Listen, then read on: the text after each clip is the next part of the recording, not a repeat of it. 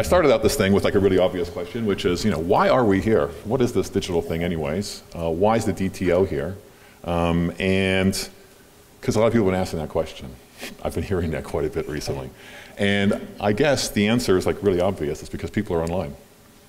So all of us are online. Everybody in this room is online. Everybody in this room, I'm assuming, everybody in this room uses the internet, has been using the internet for quite a while, uses it to order services, uses it to consume services, because internet is no longer just about the actual requesting of services, it's about the consumption of them, right? Those things have actually kind of dissolved that boundary. And people's expectations between real life and internet have merged. And expectations of what you can do are now increasingly set by what you can do over the internet. And government, although we have an awful lot of things out there, we have, I think as Tommy pointed out, we have portals and all this kind of stuff. We haven't really been keeping pace with the outside world. So that's why DTO's here. And I just have like one simple fact. We did a study. We found out that for any given 4-week period, you'd have more than 1 in 8 Australians who'd be trying to look up government information or do something with government, something that only government can do for them. And over half of them had a problem. So over 50% of people had a problem when using online government services. And when people have a problem using online government services, typically what happens is either they don't get to use them, they don't actually complete what they were trying to do, so if there was some sort of policy intent behind that, it becomes obviated because people can't actually do what you want them to do. Or they call a call center, or perhaps they go to a drop-in center, or something like that, and all of a sudden the cost of the transaction ratchets up, goes very, very, very, very high, right? And of course, I think people then again, of course, have to look at what happens in their everyday life and say, why is this the case? When I order a car via Uber, do I need to print out a document and bring it into some office somewhere?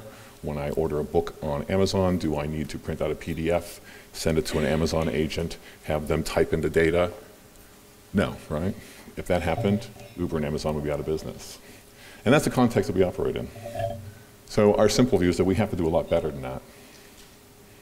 We must do a lot better. We can't have a situation where over 50% of our users have difficulty in consuming the services which we're offering. In the private sector, a company that did that would go out of business. It just wouldn't exist, right? It'd be crushed by competition. So there's lots of reasons for this. And one of them has to do with the simple fact of all the brownfield mentioned earlier. Public servants are working really, really hard. Everyone who works in the public service works for public service for a reason. We believe in serving the people. It's not an easy job. There's lots of things you have to go through. So to be in the public service, you already have to have a motivation to do the right thing.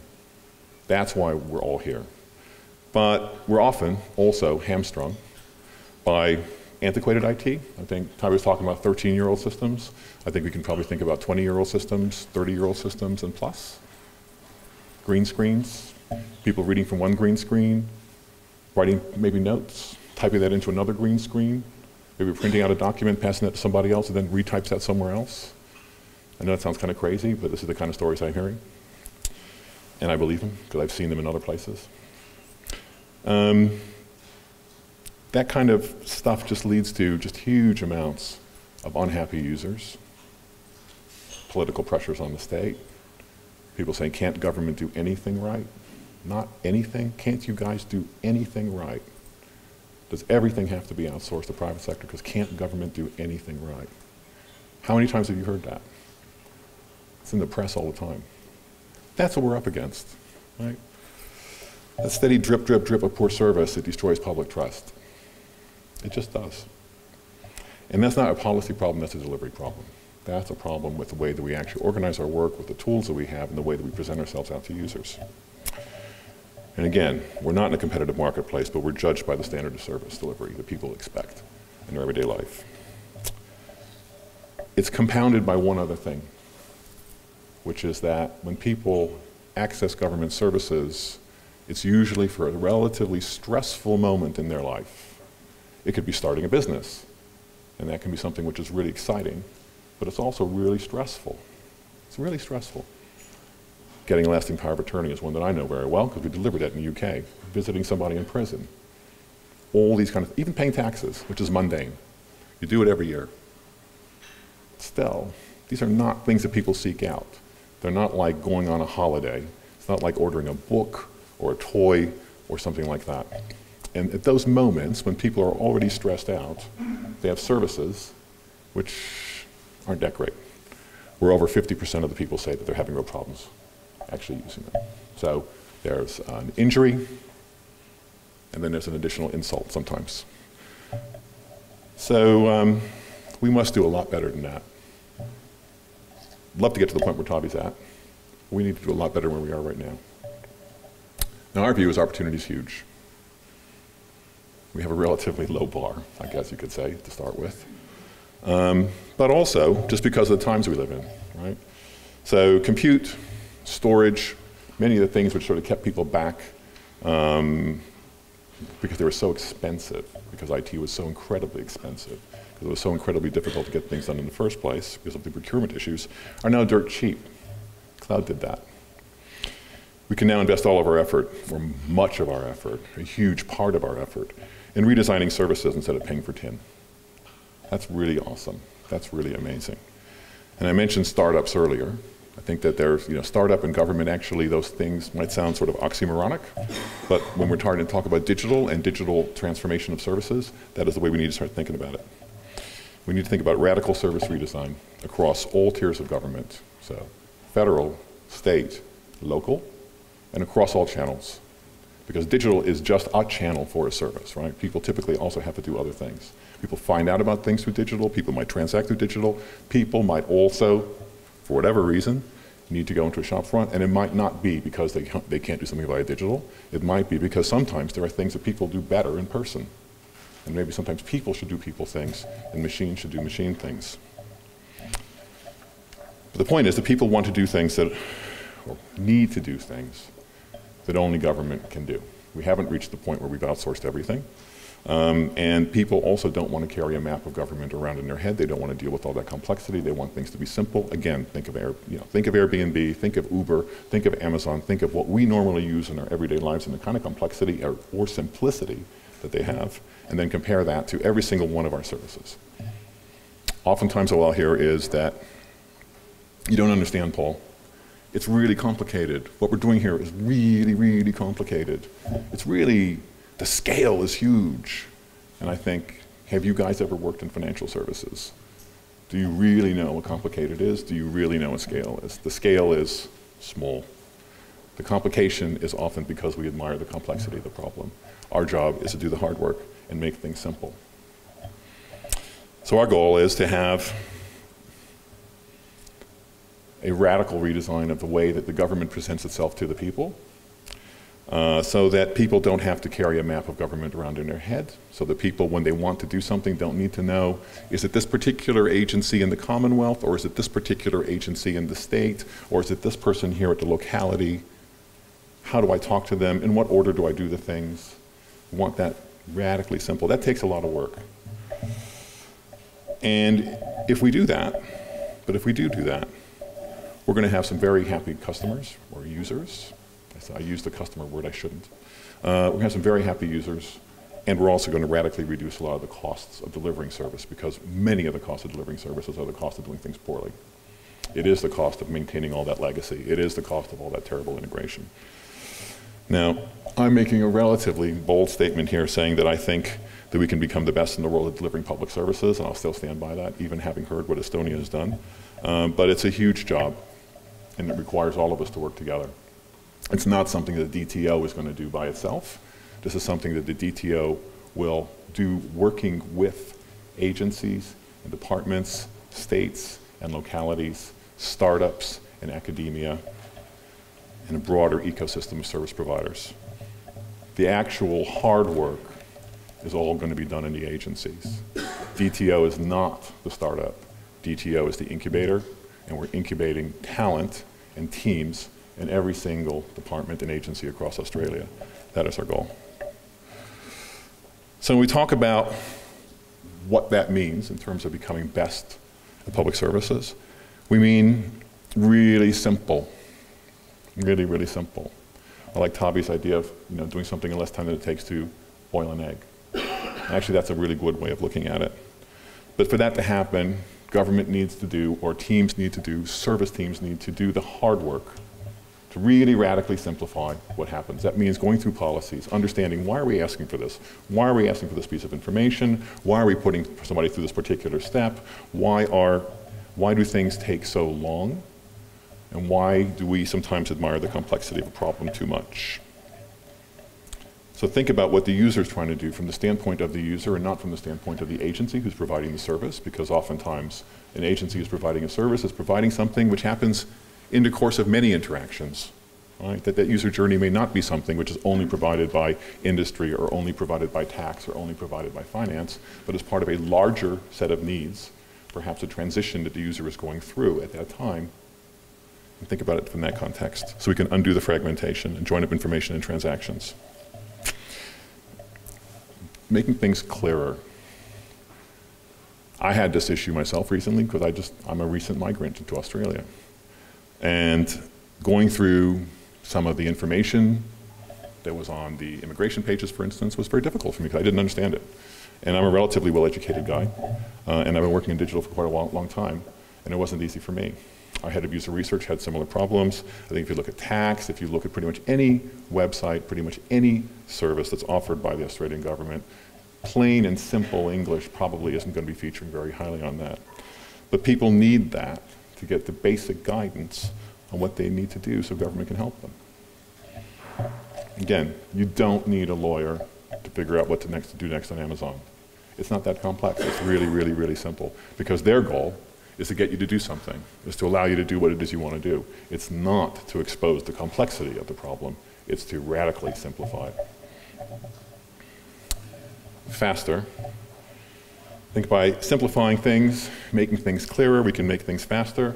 We might not get to the point of being able to do it as fast as an egg, but registering to vote takes all of 3 minutes now in the UK. Now that used to be a very complex process, and it required all kinds of documentation to be sent in, scanned, sent in, all this kind of stuff, and after living there for 12 years, I still hadn't registered to vote because it was too complicated. It wasn't worth it. Why would I want to do that? Spend a couple hours to figure out the stuff? When it became something that I could do in the space of all of 3 minutes, and I'm quite serious, it was all of 3 minutes, then I registered, and I voted for the very first time this year. And it was pretty amazing. I was quite happy that I did. And I think if you looked at the stats when we introduced a new digital service, and you saw several things happen. First off, there was an inversion of tendency in terms of who registers to vote and who doesn't. Normally, it's the older cohorts, 30 and above, who register to vote. People who are younger typically don't. That was at least the case in the UK. What wound up happening was a complete inversion and a huge bump in the number of younger users. It's pretty much the same for older, but we had a huge bump of younger users. We were able to embed the service inside people's Twitter streams, we were able to embed the service inside people's Facebook streams, and it just reached a huge number of people. And it was brilliant. And that's the kind of thing that making very simple, beautifully designed digital services allows you to do if you're government.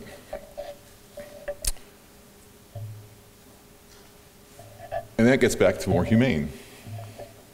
So we've been saying simpler, clearer, faster, and more humane public services, because it's not all about saving money, it's not all about efficiency, it's also about the fact that people, when they use government services, are using government services because something has happened in their life that government needs to help them with. It can be, again, it can be somebody's mother who is getting dementia. It can be somebody who's in prison, it can be somebody who just needs to do their tax, but in any case, it's always going to be stressful. Our job as public servants is to make it as simple as possible for them. We don't have customers, we have users. People can't choose to use government services. They can't say, oh well, you know what, I'm just going to go use Amazon instead. That choice doesn't exist. So we have an ethical obligation to make things as simple, as clear, as fast, and as humane as possible. Because there is no marketplace for our services. It is an ethical obligation. So we get there by putting users first, considering their needs, not our needs, user needs, not government needs. We get there by thinking big, having a big vision for where we want to take things, but realizing that it's not going to happen overnight. We can't do a rip and replace. We can't take out every single legacy system we have and just throw them in a bin. It's not going to work. It's not going to work, guys. We're brownfield. If we did that, we'd shut down for about a year. Can't have that.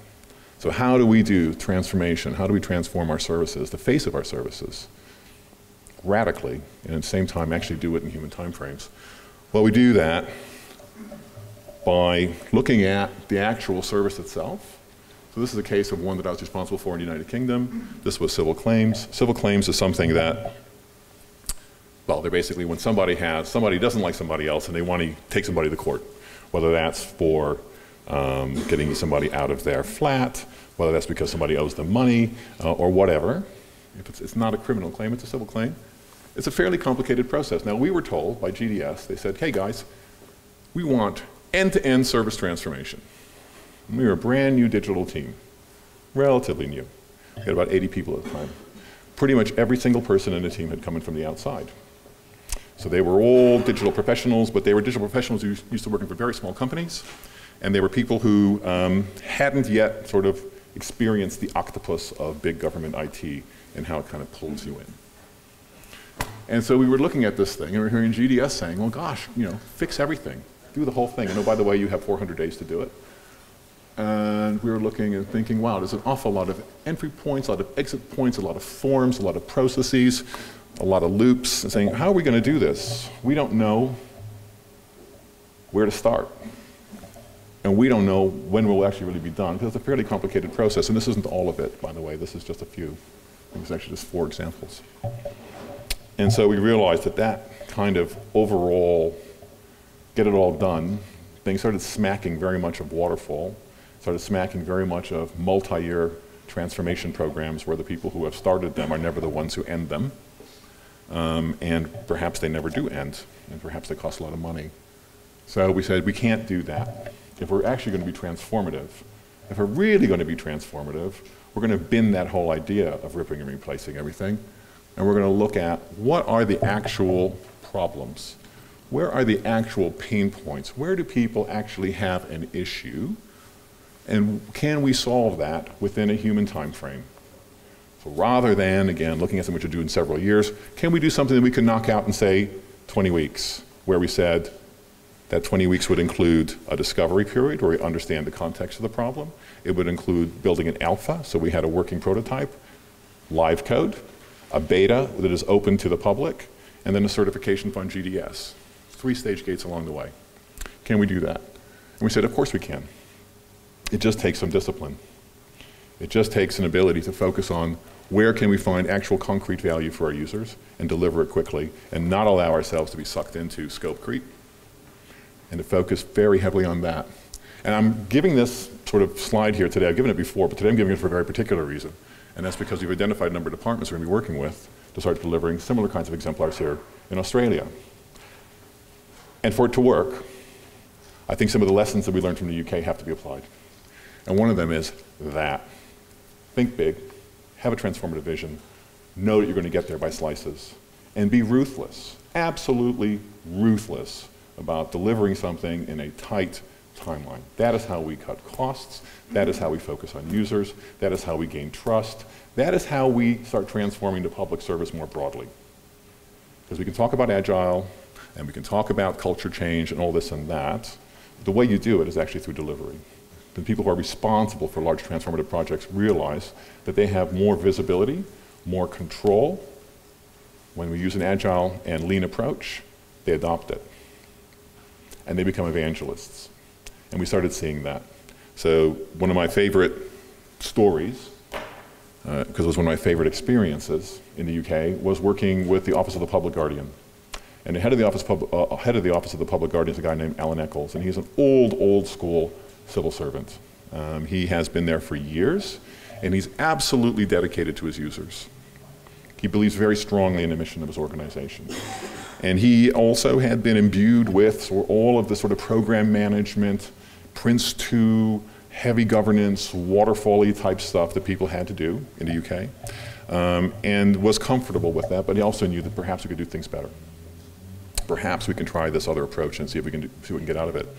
And so he took a risk, and he did that. And now if you go onto YouTube and you type in Alan Eccles Agile, you can see a video that he's done where he starts explaining, and keep in mind who this man is. He is the public guardian He is not an IT nerd. He starts explaining for people how Scrum works, how Agile works, what a minimum viable product is, and why it's so good to work that way. Because now he has the control that he never had. He has the visibility that he never had. He knows what's actually going on, and he can make sure that if they're going in the wrong direction, they can fix that before it costs a ton of money. Because he cares about his users. He wants to deliver a brilliant service to them. He doesn't want to waste. I think that gets us to the next point.